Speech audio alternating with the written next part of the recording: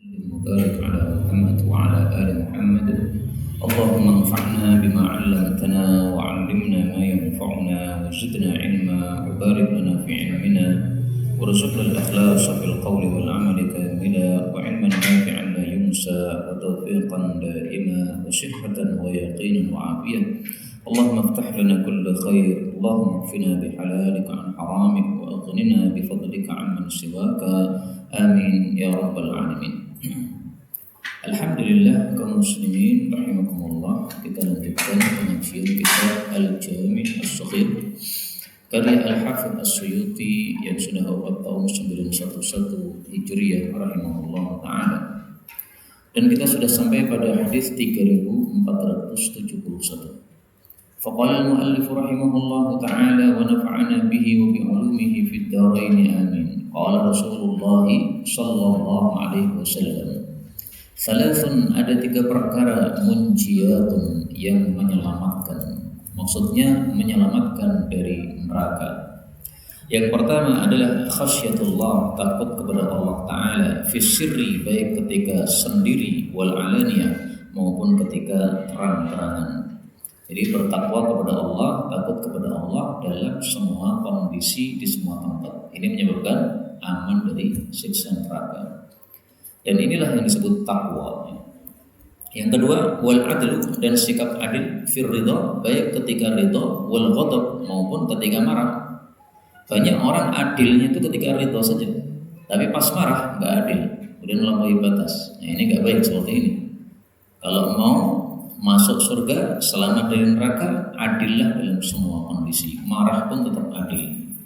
Yang ketiga, wal qasdu, dan sedang-sedang sederhana, fil fakri, baik ketika fakir, wal ghina, maupun ketika kaya. Nah, banyak orang tidak bisa sederhana ketika dia kaya, tapi dia berfoya-foya sehingga malah menambah dosa di dalam penggunaan hartanya.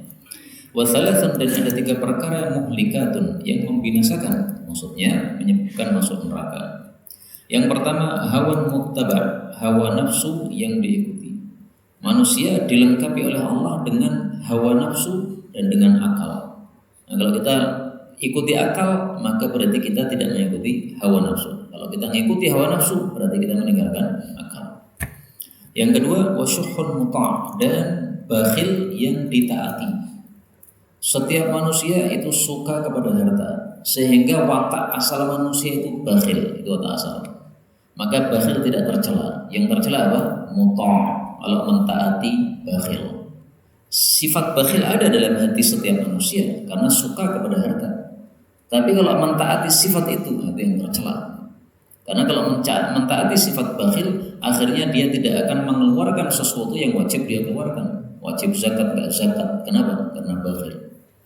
Yang ketiga, wa ijabul mar'i, dan takjubnya seseorang binafsihi, terhadap dirinya sendiri. Yang dimaksud seseorang takjub terhadap dirinya sendiri, yaitu dia melihat fadilah dirinya tanpa ingat sama Allah yang memberikan dia. Orang kaya tapi tidak ingat bahwasanya kaya itu dari Allah, sehingga dia nyombongkan diri. Itu ijabul mar'i binafsihi. Adapun kalau dia ingat bahwasanya ini adalah pemberian dari Allah, sehingga dia bersyukur kepada Allah, tidak mungkin dia menyombongkan diri. Maka 3 ini mari kita waspadai. Hawa nafsu jangan diikuti kalau itu salah. Kemudian pelit jangan dituruti karena akan menyebabkan tidak melakukan kewajiban, dan jangan takjub dengan diri sendiri karena semua kita itu hanya diberi oleh Allah Subhanahu wa taala. Hadis berikutnya hampir sama ya, 72. Salasun muhlikatun, ada 3 perkara yang membinasakan, wa salasun munjiyatun, dan ada 3 perkara yang menyelamatkan. Wa thalathun kafaratun, dan ada 3 yang menghapuskan dosa. Wa thalathun darajatun, dan ada 3 yang meninggikan derajat. Lalu dirinci oleh Rasulullah sallallahu alaihi wasallam, fa ammal muhlikat fasyuhun muta' wa hawan muttaba' wa ijabul mar'i bi nafsihi. Sama sudah, enggak usah diterjemahkan. Wa ammal munjiyat fal 'adlu fil ghadab wal ridha wal qasdu fil faqri wal ghina wa khasyatullah ta'ala fis sirri wal 'alaniyah. Sama. Wa ammal kafarat, adapun penghapus dosa, fantidharus salati ba'da shalah, menunggu salat setelah salat. Pada dengan salat maghrib kemudian tidak pulang, tapi nunggu sampai salat isya, ini menghapus dosa. Maka ibu-ibu yang sudah selesai tugas di rumah, silahkan pada maghrib nggak usah pulang. Ibadah di mana? Di masjid. Kalau di masjid cuma ngobrol-ngobrol, malah ngobrol ngalor ngidul, ya nggak baik ya. Ibadah di masjid, baca Quran, zikir. Yang kedua, wa isbaghul wudu'i, dan menyempurnakan wudu fis sabara, pada dahsyatnya dingin. Januari hujan sehari-hari, nah, sehingga dingin. Tapi kayaknya 2 hari ini nggak dingin, Pak. Sehari-hari sebelumnya hujan, jadi hari-hari ini kering. Nah, pas hujan, pas kedinginan tetap sempurnakan wudu. Yang ketiga, naqlul aqdam, memindah telapak kaki, maksudnya melangkahkan kaki ilal jamaat, menuju kepada salat jamaah. Nah, 5 waktu ke masjid ini menyebabkan dosa-dosa dihapuskan oleh Allah. Wa ammat darajat, adapun derajat-derajat yang tinggi, maksudnya derajat dalam surga. Jadi kalau kita pengen surga kita tinggi di atas, bukan surga rendahan, gimana caranya? It'amut ta'am, memberikan makanan. Maka Jumat berkah ini termasuk it'amut ta'am. Memberikan makanan kepada tamu, termasuk memberikan makanan kepada anak TPA, termasuk memberikan makanan kepada orang miskin, termasuk. Yang kedua, wa ifsya'us salam, dan menyebarkan salam. Nah, yaitu setiap ketemu mengucapkan apa? Assalamualaikum. Makanya saya kalau masuk majelis ini kan Assalamualaikum, ini termasuk menyebarkan salam. Yang ketiga, wassalatu bil laili, salat malam, salat tahajud, wan nasu niyam, ketika orang-orang sedang tidur. Mari kita lakukan 3-3-nya kalau bisa, kalau tidak maka salah satu dari 3 ini. Memberi makan, menyebarkan salam, salat tahajud. 73. Salasun, ada 3 perkara. Man kunna fihi, barang siapa yang adalah 3 perkara itu ada pada dirinya, fahuwa munafiq, maka berarti dia itu munafik. Yang dimaksud munafik di sini adalah munafik amalnya, bukan munafik hatinya. Karena munafik ada 2. Munafik amal itu dia masih muslim, tapi amalnya menyerupai munafik. Dan kalau munafik hati itulah yang nanti akan kekal dalam neraka, karena munafik hati itu hakikatnya adalah kafir, dia nggak percaya adanya surga dan neraka. Beliau mengatakan wa in shama, meskipun dia puasa, wa shalla, dan salat, wa hajja, dan haji, wa i'tamara, dan umrah, wa qala inni muslim, dan juga mengatakan saya muslim, tapi kalau melakukan 3 perkara ini berarti dia munafik. 1, idza haddatsa kadzaba, kalau dia bicara dia dusta. Yang kedua, wa idza wa'ada akhlafa, kalau dia berjanji dia menyelisihi. Yang ketiga, wa idza tumina khana, kalau diamanai malah khianat. Tapi yang dimaksud di sini menurut para ulama adalah orang yang sudah terbiasa melakukan itu, sudah terbiasa dusta, terbiasa menyelisih janji, terbiasa khianat. Adapun yang hanya 1 kali ya, atau pernah saja, tetapi bukan jadi watak dia, ini bukan yang dimaksud hadis ini. Kalau ada orang sudah terkenal, wah ya ngomong kayak ngomong mesti ngawur, ya, mesti dusta, nah itu berarti terjangkiti munafik. Tapi kalau hanya sesekali ya, mungkin ada seseorang bohong karena terpaksa, padahal biasanya nggak bohong, nah, nggak termasuk yang dimaksud di sini. 74. Salasan, ada 3 perkara minal iman, termasuk iman. Yang pertama al-haya, malu. Yang kedua wal afafu, menjaga diri. Yang ketiga wal-'iyyu, dan lemah. Yang dimaksud malu itu adalah seseorang, suatu sifat yang menyebabkan dia semangat berbuat baik dan mundur dari berbuat buruk. Itu malu namanya. Kenapa engkau tidak mencuri? Saya malu, saya sama Allah. Karena mencuri itu jelek, itu malu. Kenapa nggak ke masjid? Saya malu saya. Karena biasanya nggak ke masjid, kok ke masjid malu. Itu bukan malu sebenarnya, itu lemah ya. Kemudian al-afaf, menjaga diri, yaitu menjaga diri dari kemaksiatan dan juga menjaga diri dari sesuatu yang syubhat. Adapun al-'iyyu, maka dijelaskan oleh Nabi, yang dimaksud lemah di sini adalah iyyul lisan, lemahnya lidah, yaitu lidahnya lemah dari berdebat, nggak bisa debat, lemah dalam berdebat, nggak senang debat. Ghairu iyyil fikhi wal ilm, bukan lemahnya fikih dan lemahnya ilmu. Kalau ilmunya lemah, nah itu rugi itu. Tapi ini lemah dalam berdebat, dia nggak suka debat. Wahuna, dan 3 perkara ini mimma yang kusna, menyebabkan kurang minat dunia, wa yazidna fil akhirah, tetapi menambah pahala di akhirat.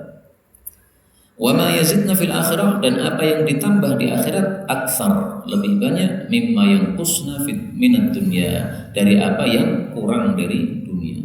Jadi orang pemalu itu menyebabkan dunianya kurang. Mau ngomong malu, akhirnya nggak dapat pekerjaan karena mau minta pekerjaan malu. Wa thalathun, dan ada 3 perkara minan nifaqi, dari kemunafikan. 1, al-badza'u, bicara jelek. Yang kedua, al-fuhsyu, perbuatan jelek. Jadi bada sama fuhsun ini artinya sama, kejelekan atau kekejian. Kalau bada itu ucapan, kalau fuhs itu perbuatan. Yang ketiga, asyuhu, pelit. Wahuna, dan 3 perkara ini mimma yazidna fid dunya, menambah dari sisi dunia, wa yanqusna minal akhirah, tetapi mengurangi sisi akhiratnya. Wa ma yanqusna minal akhirah, dan apa yang dia kurangi dari akhirat, aktsar mimma yazidna fid dunya, lebih banyak dari apa yang ditambah dari sisi dunia. Tapi hadis ini memang derajatnya dhaif, karena hadis ini hanyalah balaghon. Apa sih balaghon itu? Balaghon itu seorang rawi mengatakan telah sampai berita kepada saya. Nah, jadi sanadnya itu nggak jelas. Berita sampai kepadamu jalurnya mana? Ya nggak jelas. Mungkin dapat dari WA, nggak jelas kan? Sesuatu yang nggak jelas sanadnya itu menyebabkan apa? Hadisnya jadi dhaif. 75. Salasun, ada 3 perkara Salasun, 3 hari min kulli syahrin, dari setiap bulan, yaitu puasa maksudnya. Wa Ramadan ila Ramadan, dan Ramadan 1 ke Ramadan berikutnya. Fa hadza siyamud dahri kullih, maka ini adalah puasa sepanjang masa. Hadis diriwayatkan oleh Imam Muslim. Maksud hadis ini adalah hasungan kita setelah puasa Ramadan selesai, kita melakukan puasa sunnah 3 hari tiap bulan. 3 hari ini bebas, cuma lebih utama ayyamul bid. Karena riwayat Nasa'i bunyinya salasun ayyamul bid. 3 hari yaitu ayyamul bid. Setiap bulan kamu puasa, kemudian puasa Ramadan, maka sama dengan puasa sepanjang masa. Karena Ramadan 1 bulan dianggap puasa 10 bulan. Kemudian 3 hari ini dianggap puasa apa? 30 hari. Maka ini sudah lebih dari apa? Puasa sepanjang masa, karena kita sudah puasa Ramadan plus tambah 3 hari lagi. Karena itu sebagian ulama memahami gini. Salasun min kulli syahrin, puasa 3 hari tiap bulan itu sama dengan puasa sepanjang masa. Kenapa? Karena puasa 3 hari dihitung 30 hari. Berarti kalau 1 bulan kita sudah puasa 3 hari, sama dengan sudah puasa 1 bulan. Maka dalam 1 tahun berarti kita sudah puasa total. Terus Ramadannya sendiri itu dihitung puasa 1 tahun. Karena Allah itu melipat gandakan Ramadan lebih daripada bulan yang lain. Nah, itu ada yang memahami para ulama begitu. Maka ini 2 hal ini sama-sama puasa sepanjang masa. 3 hari setiap bulan dihitung puasa setahun, berarti puasa sepanjang masa. Dan puasa Ramadan sendiri dihitung puasa setahun, karena fadilahnya bulan Ramadan. 76. Salasun, ada 3 perkara, hunna, 3 perkara itu aliyah bagi saya, fardhatun, wajib, wa hunna, dan mereka itu lakum, bagi kalian, tatawwu, sunnah. 1, al-witr, salat witir, bagi Nabi wajib. Yang kedua, wa raka'at duha, dan 2 rakaat salat duha, bagi Nabi wajib. Yang ketiga, wal fajru, dan salat sunnah fajar. Hadis riwayat Ahmad, tapi derajatnya dhaif. Bahkan Syekh Albani mengatakan hadis ini palsu. Dan kata-kata fajr ini perlu ditinjau ulang. Kenapa? Dalam riwayat yang lain tulisannya bukan fajr, Pak, tapi apa? An-nahr. Tulisannya mirip lagi, tapi terjemahnya berbeda. An-nahr, menyembelih korban. Jadi menyembelih korban bagi Nabi wajib, bagi umatnya apa? Sunnah, itu maksudnya. Tapi kalau yang ini, salat sunnah fajar bagi Nabi wajib, bagi umat Nabi sunnah. Tapi tidak ada ulama yang mengatakan salat sunnah fajar wajib bagi Rasulullah sallallahu alaihi wasallam. Enggak ada.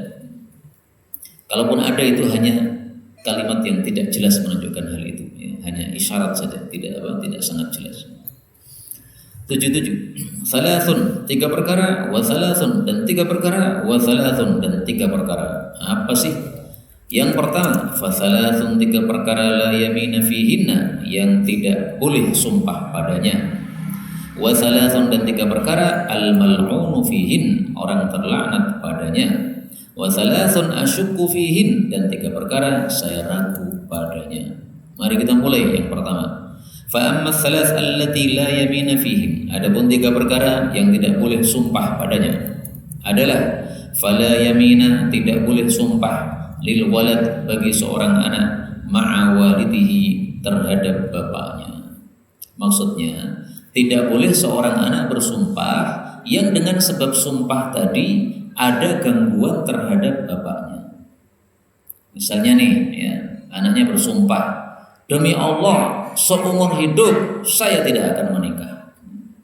Lo memang menikah itu tidak wajib, sunnah saja menikah itu. Tapi orang tuamu terganggu melihat kamu perempuan sudah usia 25 tahun orang di bojo, mumet orang tuanya itu. Apalagi kalau sudah 30 tahun, mumet orang belum nikah gimana? Nah, itu menyebabkan orang tuanya terganggu. Kalau begitu, sumpahnya harus dia rusak.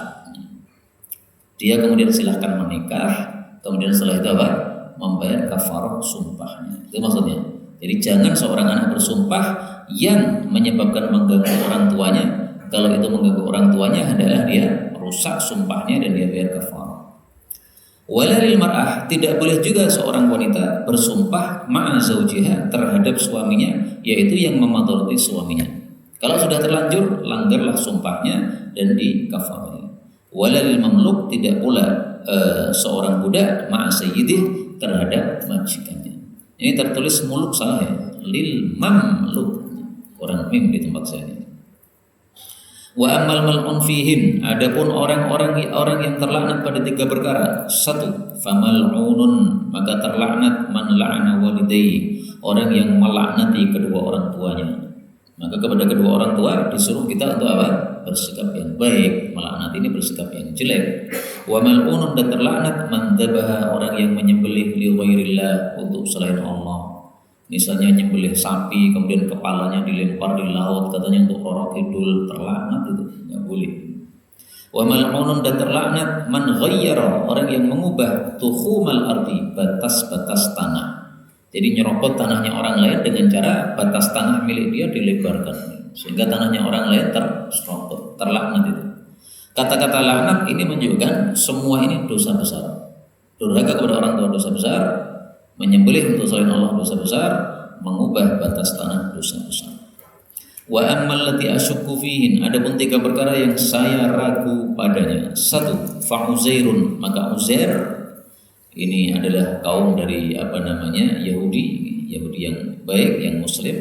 La adri, saya tidak tahu, akana nabiyan, apakah dia itu seorang nabi, amla, ataukah tidak. Namanya disebutkan oleh Allah dalam Al-Quran, Uzair ini.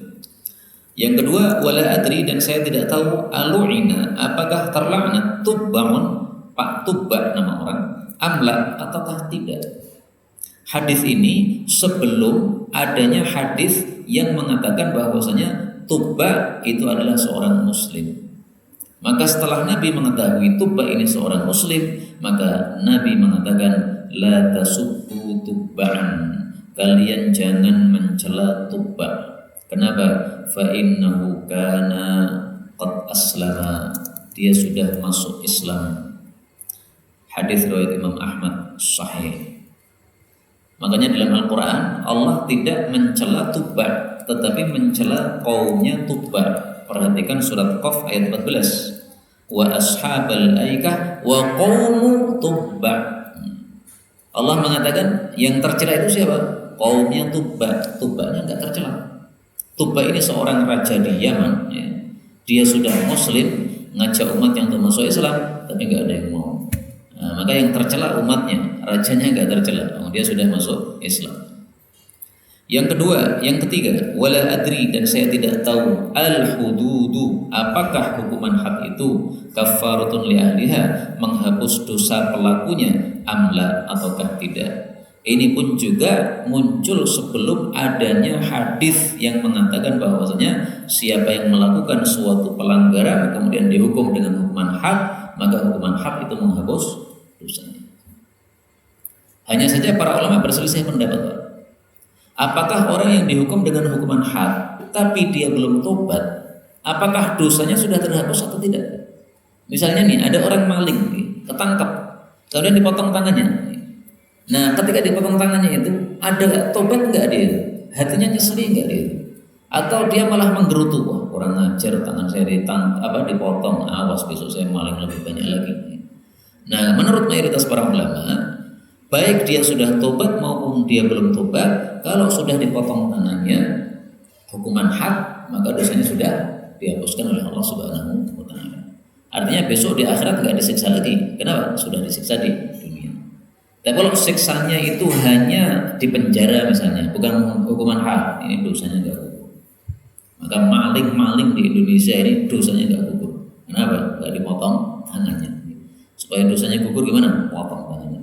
Kemudian kembalikan barang malingannya. Adapun pendapat yang dibeli oleh guru kami Ustaz Muzakir hafizahullah, yang saya tahu ya, bahwasanya seseorang yang dihukum hukuman had tapi dia tidak rela dengan hukuman itu, dosanya tidak dihapuskan. Maka beliau mengikuti pendapat yang mengatakan dia harus tobat. Tapi kalau jumhur ulama mengatakan mau tobat mau tidak, kalau sudah dikenai hukuman had maka itu fungsinya sebagai apa? Penghapus dosa. Ya di sini memang ada khilaf di antara para ulama rahimahullah taala.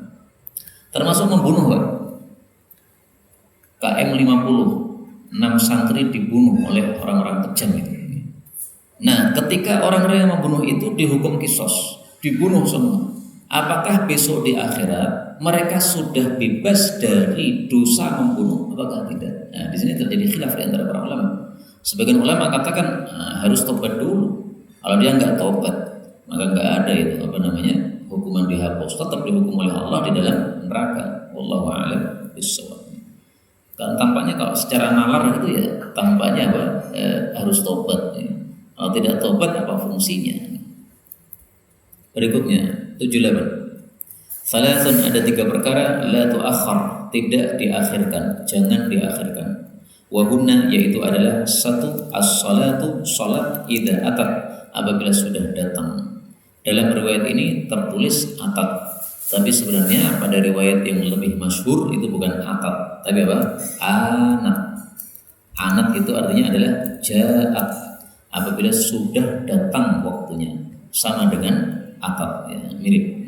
Tapi yang lebih tepat riwayat yang berbunyi apa? Anat. Jadi sholat kalau sudah tiba waktunya jangan diundur-undur, karena sholat di awal waktu itu pahalanya lebih besar. Yang kedua, wal jenazah, jenazah idza hadar, kalau sudah datang. Maksudnya kalau jenazah sudah datang ke tempat di mana dia disolatkan, nggak usah nunggu orang lain, segera solatkan. Nggak usah nunggu, kita tunggu dulu sampai orangnya tambah lagi, nggak perlu begitu. Yang sudah datang silahkan sholat, nanti yang belum datang akan sholat dengan cara menyusul. Maka kalau jenazah sudah, misalnya jenazah disolatkan di masjid ini, jenazah sudah dimasukkan, sudah, yang ada di masjid silahkan sholat. Wah ini ustadznya belum datang, ya salah ya telat.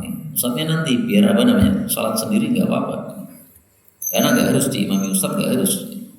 Yang ketiga, wal ayyim, dan seorang janda idza wajadat, apabila dia mendapati kufuan, orang yang sekufu dengannya. Kata-kata ayyim itu sebenarnya bukan hanya janda ya, tapi ayyim itu adalah yang tidak punya pasangan. Janda masuk, jomblo masuk. Maka kalau sudah ada yang sekufu, yang cocok ya, selevel, maka jangan ditunda-tunda. Banyak orang gara-gara menunda akhirnya terjadi apa? Zina. Dilamar sudah cocok, tapi nanti aja pernikahannya 1 tahun lagi, kesuwen kan. Kalau sudah diterima ya sudah, segera aja. Adapun resminya di KUA mau 1 tahun lagi, mau 2 tahun lagi, sekarang mau konon. Tetapi yang penting akadnya disegerakan. Kenapa? Karena kalau tidak disegerakan itu banyak timbul fitnah. Yang laki-laki nanti cari WA-nya si perempuan, akhirnya kontak-kontakan. Belum sah jadi suami istri, kontak-kontakan gitu ya, nggak boleh dong. Kalau isinya kemesuman atau kemesraan. Nah, silahkan segera diakadkan, sudah sah. Meskipun yang hadir cuma sedikit orang, belum undang-undang walimah, gak apa-apa. Walimah nanti gak ada masalah. 79. Salatun, ada tiga hal la turaddu, jangan ditolak. 1. Al-wasaid, bantal. 2. Ad-duhnu, parfum. 3. Al-laban, susu. Hadis riwayat Tirmidzi sahih. Maksudnya kalau kita bertamu kemudian disuguhi bantal untuk kita duduk padanya. Ini kebiasaan orang Arab ya. Tamu datang kan lesehan itu kan. Nah, dikasih bantal untuk duduk, jangan ditolak. Dikasih parfum ya. Tamu biasanya begitu orang Arab ya. Tamu datang maka disodori parfum. Nah, jangan ditolak.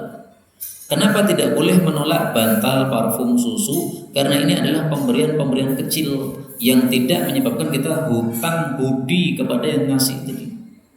Maka maksud Nabi adalah pemberian kecil jangan ditolak. Karena kalau kamu menolak, maka kamu menyakiti hati orang itu.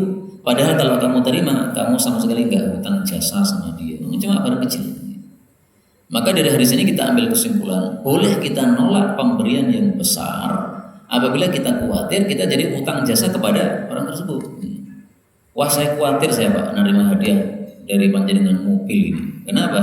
Karena nanti saya jadi pekewo sama panjenengan. Panjenengan salah, saya mau negur, saya malu gara-gara Pak sudah ngasih mobil. Nah, boleh ditolak boleh. Saya kenal seorang ustadz itu, ya, ditawari mobil, dia bilang, mohon maaf, saya anu saja, nggak usah dikasih mobil, tapi saya tak utang saja. Jadi mobil ini panjenengan bayar, tapi saya nyicil kepada panjenengan. Nah, beliau cerdas, beliau tidak mau punya utang jasa kepada orang tersebut, karena orang yang mau ngasih itu muridnya Pak. Khawatir nanti kalau muridnya salah, dia lupa malu itu menegur gara-gara sudah ngasih sesuatu yang besar. Makanya biasanya kalau saya dikasih sesuatu yang besar, saya bilang, udah ini aja Pak, ini pemberian panjenengan ini wakaf saja. Wakaf berarti bukan milik saya Pak, tapi barang wakaf yang saya sebagai nazirnya atau saya sebagai penggunanya. Tapi saya nggak berhak menjual. Kenapa? Bukan milik saya. Kayak laptop ini ya, ini barang wakaf ini Pak. Ini saya nggak berhak menjualnya. Saya hanya berhak untuk memakainya saja. Nah, kalau saya mati, silahkan. Yang mau menggunakan laptop ini untuk kebaikan silahkan, nggak ada masalah. Kita lanjutkan 80. Salasun, 3 perkara la yajuzu, tidak boleh al-la'ibu, bermain-main fihinna padanya. Yang pertama at-talaq, talak. Yang kedua an-nikah, nikah. Yang ketiga wal-'itqu, dan memerdekakan budak. Hadis ini dhaif. Adapun yang sahih bukan al-'itq tapi rujuk. Jadi 3 perkara tidak boleh main-main. Talak, nikah, rujuk. Karena kalau seseorang mengucapkan 3 hal ini, meskipun dia main-main, itu dianggap tetap sah. Ngomong sama istrinya, kamu saya talak, padahal cuma guyonan saja, sudah sah talaknya, jatuh satu, nggak boleh main-main. Kemudian kata Imam Nawawi rahimahullah, hadis yang masyhur bukan seperti ini kalimatnya, tapi hadis yang masyhur kalimatnya adalah ada 3 perkara yang sungguh-sungguhnya adalah sungguh-sungguh dan main-mainnya juga sungguh-sungguh. Tapi hadis dengan lafal seperti ini juga sahih. La yajuzul la'ib fihi, tidak boleh main-main padanya. 81. Salasun, ada 3 perkara la yahillu, yang tidak halal li ahadin, untuk seorang pun ayyaf'alahun, untuk melakukannya. 1. La ya'ummu rajulun qauman, janganlah seseorang mengimami satu kaum, fayakhussu nafsahu, lalu dia mengkhususkan dirinya biddu'a, dengan doa, dunahum, tanpa mereka. Ini maksudnya doa yang diaminkan oleh para jamaah. Contohnya apa Pak? Doa kunut nih. Pas kunut dia berdoa, Allahumma hdini fi man hadait, enggak boleh Allahumma hdina, karena diaminkan oleh yang belakang Pak. Allahumma hdini, enak man diaminkan yang belakang minta untuk kamu sendiri, curang itu. Tapi kalau doa-doa yang tidak diaminkan jamaah, boleh kita untuk kita. Misalnya pas duduk di antara 2 sujud, Rabbighfirli, Rabbighfirli, enggak apa-apa. Dan ini pendapat yang masyhur. Tapi ada sebagian kecil ulama berpendapat semua doa dalam sholat yang dibaca oleh imam hendaklah dibuat umum ya. Saya menjadi kami. Saya enggak cocok pendapat ini dan menyusahkan Pak. Biasanya Allahumma gfirli tidak mikir, dan ini bi Allahumma gfir lana, susah. Enggak usah begitu. Fa in fa'ala, kalau dia melakukan itu faqad khanahum, berarti dia sudah mengkhianati mereka. Yang kedua, wala yanzuru, dan tidak boleh melihat fi qa'ri baitin, pada bagian dalam rumah, qabla ayyastatin, sebelum minta izin. Kalau sudah diizini baru boleh masuk. Fa in fa'ala, kalau dia nekat melakukan, faqad dakhala, sama dengan sudah masuk. Jadi mata melihat ke dalam rumah itu seolah-olah badan kita masuk. Padahal masuk itu tidak boleh kecuali apa? Dengan izin. Maka kalau ada orang ngintip rumah seseorang, itu bisa disebut maling, Pak. Kok bisa? Karena apa? Karena dia masuk rumah orang tanpa izin. Maka hukumnya di dalam Islam boleh matanya dicoblos dengan garpu kulit ini. Apalagi pas kita makan gorengan, alhamdulillah coblos di sana, apa namanya? Aku tambahan gorengan ini. Kalau matanya coplok betul, enggak mengganti. Yang ketiga, wala yusalli, tidak boleh salat wa huwa hakinun, dalam keadaan menahan pipis.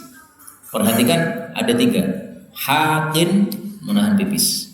Kalau diganti dengan ba, haqib, menahan BAB. Kalau diganti dengan zaid, haziqa, maka menahan kentut. Tiga-tiganya hukumnya adalah makruh. Menahan kentut, menahan pipis, menahan BAB pada saat sholat. Hatta yatakhaffaf, sampai dia meringankan diri, yaitu ganti oli. Kalau mau pipis silakan pipis dulu, ganti oli dulu. 82. Thalathun, ada 3 perkara la yuhasabu bihinnal 'abd, yang tidak akan dihisab dengannya seorang hamba. 1. Dhillu khussin, naungan gubuk, yustadhallu bihi, yang dibuat naungan dengannya. Jadi maksudnya rumah kecil yang cukup untuk kita naungan karena seseorang butuh rumah, ini enggak dihisab. Kalau rumah megah, itu dihisab nanti, Pak. Badanmu kecil gitu, rumahmu 1 hektar, untuk apa gitu? Maka 1 kamar nggak dihisab, kamar-kamar lainnya semuanya apa? Dihisab. Yang kedua, wa kisratun, dan potongan roti. Kalau kita ya nasi, yasuddu biha, yang dia menguatkan dengannya, sulbahu, tulang sulbinya, yaitu yang untuk makan, yang dimakan, yang wajib untuk dimakan, itu tidak dihisab. Yang ketiga, wa thawbun, dan baju, yuwari bihi auratah, yang dia menutupi dengannya auratnya, itu tidak dihisab.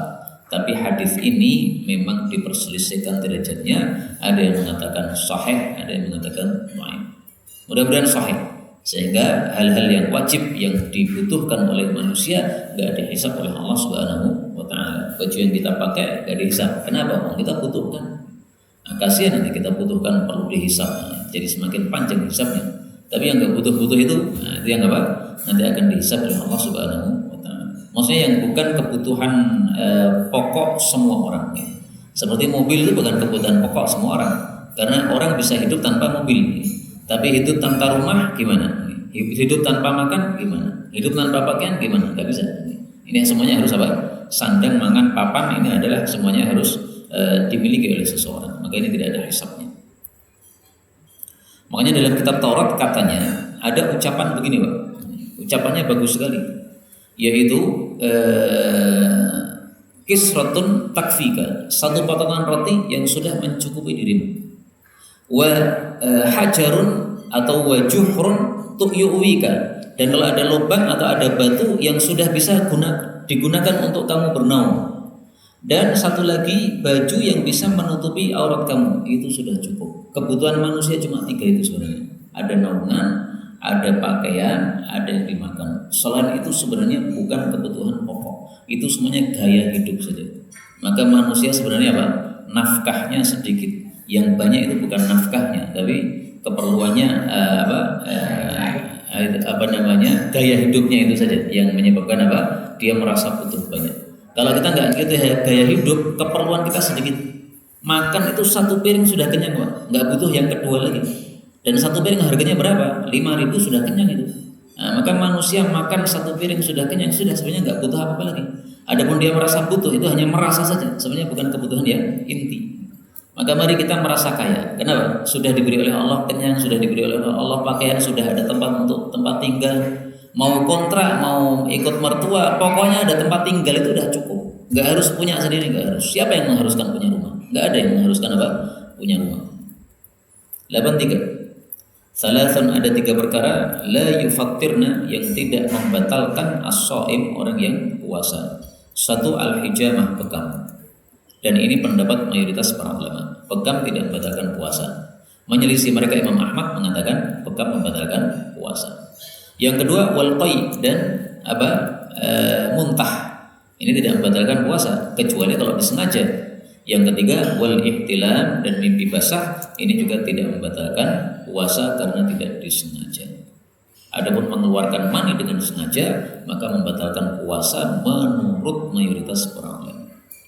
84. Salasun, tapi hadisnya dhaif tadi ya.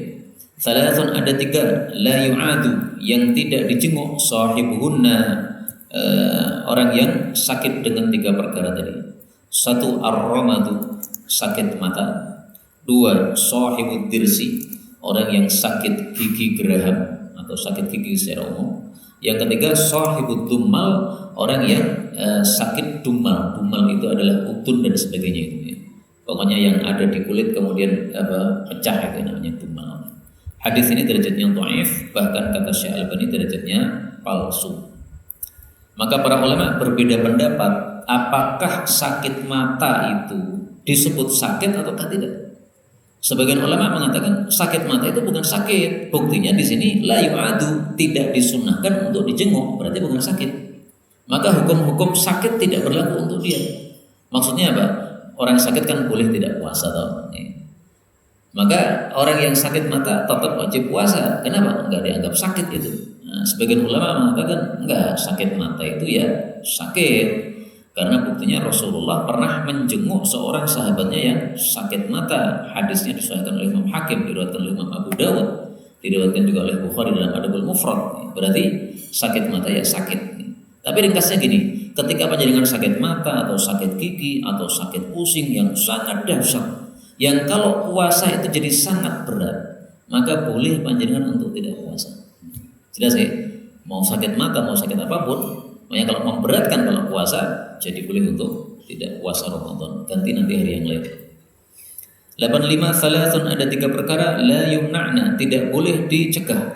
1, al-ma'u, air, wal kala'u, dan rumput, wan naru, dan api.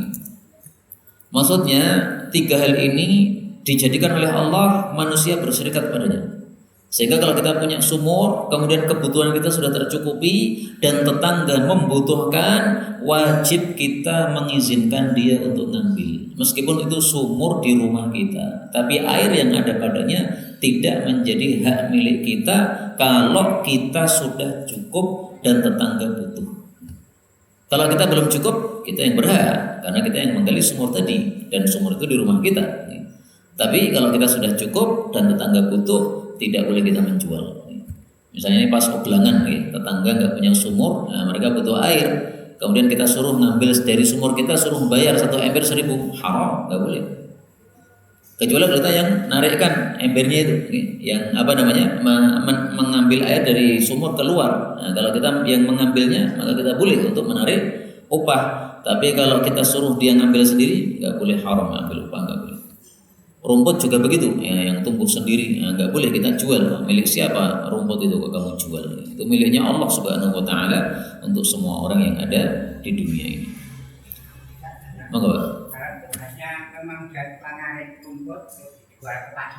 Nah, kalau rumput yang sudah kita kumpulkan itu sama dengan air yang sudah kita naikkan tadi, itu boleh kita jual.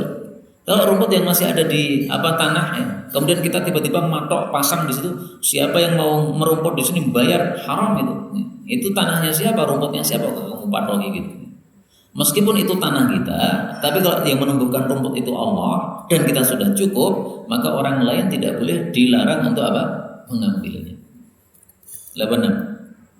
Salah satu 3 perkara yajlina, yang menjelaskan, menyebabkan jelas al-basar, mata, matanya tambah tajam. 1, an-nadhar ilal khudra, melihat kepada hijau-hijau. Nah, hijau-hijau ini bisa semua barang yang hijau kayak karpet begini, atau maksudnya adalah tumbuh-tumbuhan yang hijau-hijau. Karena itu silahkan yang sakit mata seperti saya ini nanam tanaman di rumahnya masing-masing supaya bisa melihat hijau-hijau. Wah, nggak ada area tanaman di rumah saya, ya sudah, belikan istrimu baju hijau-hijau. Nah, sehingga melihat istrinya terus. Yang kedua, wa ilal ma'il jari, melihat kepada air yang mengalir. Nah, maka penting Pak, ada peceren di rumah kita supaya ada air mengalir kita bisa melihat. Yang ketiga, wa ilal wajhil hasan, dan melihat kepada wajah yang ganteng. Nah, maka silahkan melihat ke saya Pak, supaya matanya tambah jelas. Yan aku ganteng, nah yan orang ganteng ya orang tambah jelas. Tapi hadis ini juga dhaif, sehingga tidak bisa dijadikan sebagai dalil. Dan ganteng ini diperselisihkan oleh para ulama. Apa maksudnya ganteng?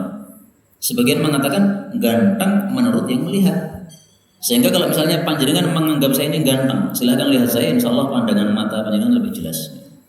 Meskipun banyak orang mengatakan wongnya orang ganteng, tapi menurut panjenengan ganteng, nah itu bagi panjenengan nanti matanya jadi tambah jelas.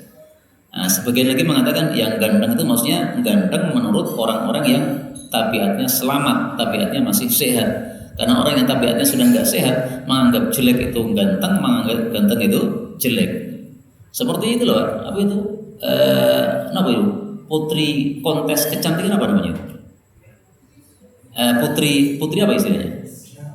Nah itu ya, itu menurut saya yang dipajang di koran-koran tuh. Kalau saya melihat tuh ngene iki ayune ning ndi? Ning ngaraku lho kae.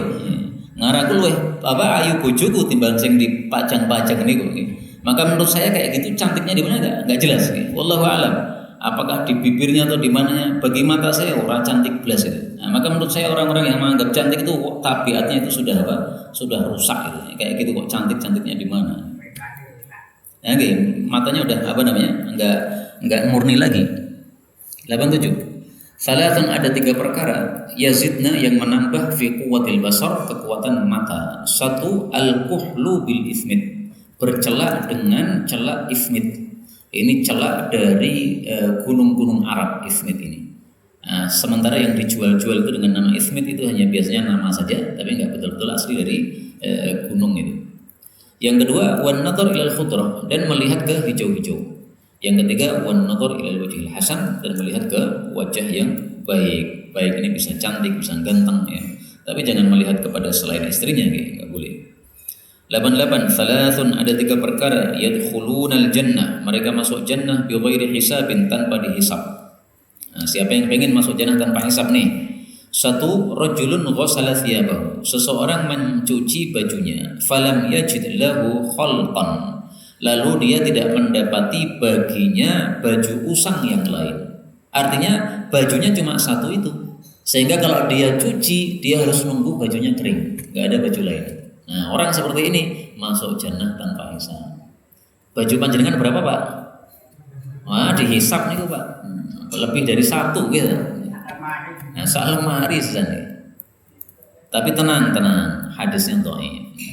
Yang kedua, warajulun, dan seseorang lam yungsab, yang tidaklah dipasang ala mustauqadihi, pada kompornya qidrani, 2 periuk. Maksudnya dia orang miskin, sehingga gak mungkin dia masak 2 macam, gak mungkin ya. Masak pasti 1 macam saja. Sop ya sop tok, gak mungkin sop sama apa gulai gitu, gak mungkin. Yang ketiga, warajulun, dan seseorang da'a bi syarabin, dia minta minuman. Falam yuqal lahu, maka tidak dikatakan kepadanya ayyuhuma turid, pilih yang mana. Minta minum, kopi nopo teh, nah dihisab itu. Tapi kalau minumannya cuma 1, nggak ada yang lain, nah karena miskinnya itu yang tidak dihisab. Tapi hadis ini memang derajatnya dhaif. Adapun hadis yang sahih tentang orang yang masuk surga tanpa hisab, Rasulullah bersabda, "Idza dhahika rabbuka ila 'abdin fi mautinin", kalau Allah tersenyum kepada hamba pada suatu kondisi, fala hisab 'alaih, maka dia tidak akan dihisab. Ini hadis disabdakan oleh Nabi tentang orang yang berjihad fisabilillah di shaf yang pertama, lalu maju terus, tidak menoleh ke belakang sampai dia mati. Nah, Allah melihat orang itu, Allah tersenyum. Nah, kata Nabi, siapa yang disenyumi Allah, maka masuk jannah tanpa hisab. Mudah-mudahan semua kita disenyumi Allah Subhanahu wa taala. Amin ya rabbal alamin. 89. Salasun, ada 3 perkara yudriku, yang mendapati, bihinna, dengan 3 perkara tadi, al-abdu, seorang hamba, roghaiba, pemberian-pemberian yang banyak, ad-dunya, baik dunia, wal akhirah, dan akhirat. Maksudnya ini sapu jagat nih. Kalau sudah memiliki 3 ini, berarti semua kebaikan dunia akhirat Anda kuasai. 1, as-sabr, bisa sabar alal bala, terhadap bala. musibah apapun dia alami, cukup nyanyi Allahul Kafi, Allah Maha mencukupi, senyum-senyum, tenang-tenang. Kenapa? Ini bala tetap akan dibereskan Allah. Nah, orang kayak begini cong ini, Pak. Tapi jangan nyanyi tok ya. Dipraktekkan isinya itu. Yang kedua, waridha bil qada'i, dan ridha terhadap keputusan Allah Subhanahu wa taala. Allah berikan keputusan apapun, ridha. Meskipun itu musibah, ridha. Yang ketiga, wad du'a fir raha, dan doa pada saat kita longgar. Hadis ini juga derajatnya dhaif. Terakhir, 90. Salasun, ada 3 perkara yusaffina, yang akan menjernihkan laka bagimu wudda akhika, kecintaan saudaramu. 1, tusallim alaih, kamu salami padanya idza laqita, kalau kamu berjumpa. Nah, maka kecintaannya akan jernih, akan langgeng, akan bagus. Yang kedua, wa tuwassi' lahu, dan engkau melonggarkan untuknya fil majlis, dalam majlis. Jadi jangan malah nyesai dia begitu. Nah, tapi diperluas ya. Silahkan duduk di sini. Yang ketiga, wa tad'uhu, dan kamu panggil dia bi ahabbi asma'ihi ilaih, dengan nama yang paling dia sukai. Manusia akan sering begitu, Pak. Punya nama, punya julukan. Julukan kadang-kadang macam-macam. Ada julukan yang dia sukai, ada yang tidak disukai. Jangan panggil orang dengan julukan yang tidak dia sukai. Dia dalam hati pasti merasa kurang enak. Kalau sudah merasa kurang enak, kecintaannya tidak akan bagus, tidak akan bersih. Kita cari apa kesenangan dia panggilannya. Oh, dia senang dipanggil AZ misalnya. Nah, udah, panggil aja Ustaz AZ. Misalnya begitu. Ali bin Abi Thalib itu sangat suka kalau dipanggil Aba Turab. Nah, maka orang-orang suka manggil Aba Turab. Kenapa? Karena Ali pernah marah sama istrinya Fatimah, kemudian tidak mau tidur di rumah, dia malah tidur di masjid. Di masjid masih tanah kan. Akhirnya bajunya itu kotor, terkena debu. Nah, maka Nabi cari Ali ke masjid, ketemu bajunya ada debunya, dibersihkan sambil mengatakan, bangun wahai Abu Turab, bapaknya debu. Ini nama dari Nabi, sehingga Ali paling suka kalau dipanggil Abu Turab. Kenapa? Panggilan dari Rasulullah sallallahu alaihi wasallam. Nah, panggillah Abu Turab. Sehingga kalau saya nulis buku, insya Allah ya, kalau perawi hadisnya Ali bin Abi Thalib, saya tulis an Abi Turab. Ya. Kenapa? Karena itu nama yang paling disukai oleh Ali bin Abi Thalib radhiyallahu taala. Demikian juga termasuk yang melanggengkan kecintaan antar saudara, antar sesama muslim, itu adalah kita memberikan kepada dia sesuatu yang dia sukai. Ada orang suka makan durian misalnya, nah, supaya kecintaan kita sama dia itu jadi bagus tuh gimana? Kasih durian. Begitu panjenengan bawa durian, udah langsung jatuh cinta dia. Maka itu salah satu cara apa? Kita menaklukkan hati orang, kita ketahui apa kesenangan dia, kita bawa. Saya dulu pernah diceritai Ustaz Syihab, kalau nggak salah ingat, beliau mengatakan kalau mau datang kepada syekh, itu beliau biasanya cari tahu dulu syekh ini suka apa. Syekh ini suka durian, nah bawa durian. Nanti akan senang syekhnya itu ketika apa? Kita bertamu kepadanya. Jangan sekali-kali bawa kepada dia sesuatu yang dia tidak suka. Maka kita datang sudah benci dulu dia. Karena apa? Membawa sesuatu yang tidak kita suka. Nah, jadi cari tahu dulu dari murid-muridnya. Syekhnya suka apa? Oh, syekhnya suka ini. Nah, bawakan oleh-oleh kepada beliau yang menyenangkan beliau. Demikian cara apa? Menaklukkan hati para masyayikh supaya syekh itu mau datang ke pesantrennya beliau. Wallahu a'lam bishawab. Alhamdulillahirabbil alamin. Benar dari Allah. Kalaupun ada salahnya, fa astaghfirullahal azim li wa lakum.